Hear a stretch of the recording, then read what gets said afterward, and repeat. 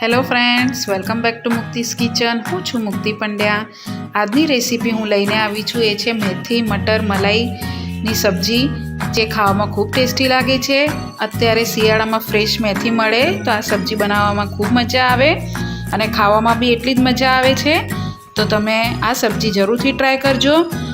તો જો તમને મારી આ રેસીપી ગમે તો સબસ્ક્રાઈબ જરૂરથી કરજો. તો ચલો હવે આપણે શરૂ કરીએ. તો આપણે મટર મેથી મલાઈ સબ્જી બનાવવા માટે આપણે સૌથી પહેલાં ગેસ ઉપર પેન રાખી દઈશું. એમાં આપણે એડ કરીશું 2 ચમચા જેવું તેલ અને 1 ચમચી જેવું ઘી એડ કરી દઈશું.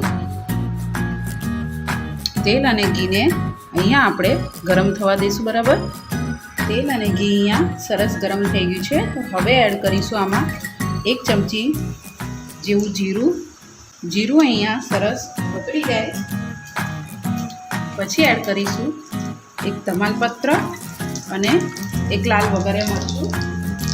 પછી એડ કરીશું કાંદા લીધા છે, જેને ઝીણા ઝીણા ચોપ કરી દીધેલા છે.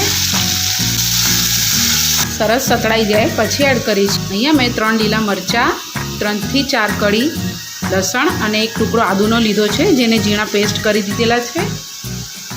એડ કરી દઈશું. મલાઈ મેથી મટર સબ્જીમાં વધારે અહીંયા ટેસ્ટ આદુ મરચાં અને લસણનો ખૂબ આવે છે, એટલે આગળ પડતું થોડું નાખવાનું. 1 મિનિટ જેવું આને સરસ મિક્સ કરી લેવાનું, જેથી લસણ અને કાંદાનો કાચો સ્વાદ નીકળી જાય. જો તમે કાંદા લસણ ના ખાઓ તો સ્કીપ કરી લેવાનું. હવે આમાં એડ કરીશું અહીંયા મેં 1 મીડિયમ સાઇઝનું કેપ્સિકમ લીધેલું છે, ઝીણા ટુકડા કરી લીધેલા છે. એડ કરી દઈશું. આપણે અહીંયા મેથી એડ કરવાની છે. અહીંયા મેં ફ્રેશ મેથી લીધેલી છે, જેને સરસ ધોઈને ઝીણી સમારી લીધેલી છે. એડ કરી દઈશું. મેં અહીંયા 500 ગ્રામ જેવી મેથી લીધેલી છે.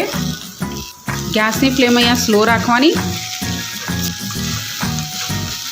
હવે આપણે એડ કરીશું સ્વાદ પ્રમાણે મીઠું શરૂઆતમાં પહેલાં ઓછું નાખવાનું, કારણ કે ભાજી જ્યારે ચડશે ને ત્યારે આનાથી અડધી થઈ જશે, એટલા માટે મીઠું પહેલાંથી ઓછું નાખવાનું. હવે આપણે એડ કરવાનું છે મેં અહીંયા 1 વાટકી જેવા ફ્રેશ વટાણા લીધેલા છે. એ એડ કરી દઈશું. મિક્સ કરી લેવાનું. હવે આપણે આમાં એડ કરીશું અહીંયા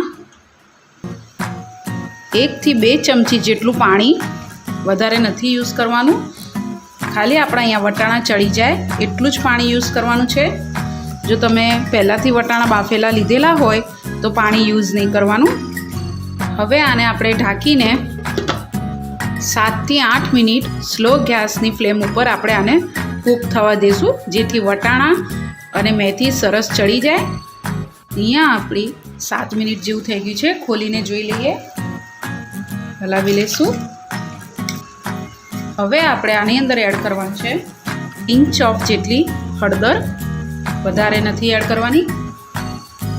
2 ચમચી જેવું ધાણા જીરું, અડધી ચમચી જેવું લાલ મરચું પાવડર.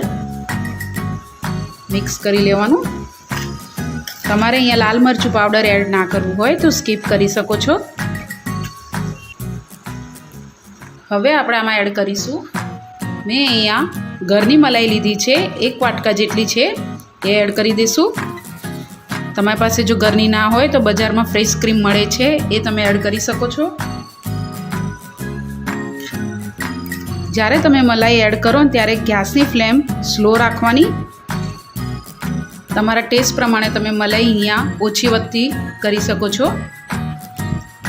મલાઈ નાખ્યા પછી આપણે એડ કરીશું અડધી ચમચી જેવો ગરમ મસાલો. તમે અહીંયા કોઈ બી મસાલો એડ કરી શકો છો. મિક્સ કરી લેવાનું. હવે આપણે આને ઢાંકીને 2 મિનિટ જેવું હજી કૂક કરી લઈશું, જેથી મલાઈમાંથી સરસ તેલ છૂટું પડી જાય અને સબ્જી એકદમ રેડી થઈ જાય. ખોલીને ચેક કરી લઈએ. તમે જોઈ શકો છો સરસ મલાઈમાંથી તેલ છૂટું પડવા આવ્યું છે. મિક્સ કરી લેવાનું. હવે આપણે ઉપરથી એડ કરીશું કોથમીર.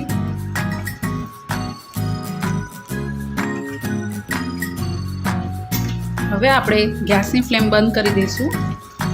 અહીંયા આપણું મલાઈ મેથી મટર સબ્જી રેડી છે. હવે સર્વ કરી લઈએ. અહીંયા સબ્જી બનીને રેડી છે. ખૂબ ટેસ્ટી લાગે છે, એકદમ સરસ લાગે છે. હવે જરૂરથી ટ્રાય કરજો તમે. મેં આની સાથે મસાલા પરોઠા સર્વ કર્યા છે. તમને જેની સાથે ભાવે તમે ખાઈ શકો છો. મારી બધી આવી નવી રેસીપી જોવા માટે મેં લિંક ડિસ્ક્રિપ્શન બોક્સમાં મૂકેલી છે, તમે ત્યાંથી જોઈ શકો છો. અને જો મારી રેસીપી ગમે તો લાઈક જરૂરથી કરજો. Thank you.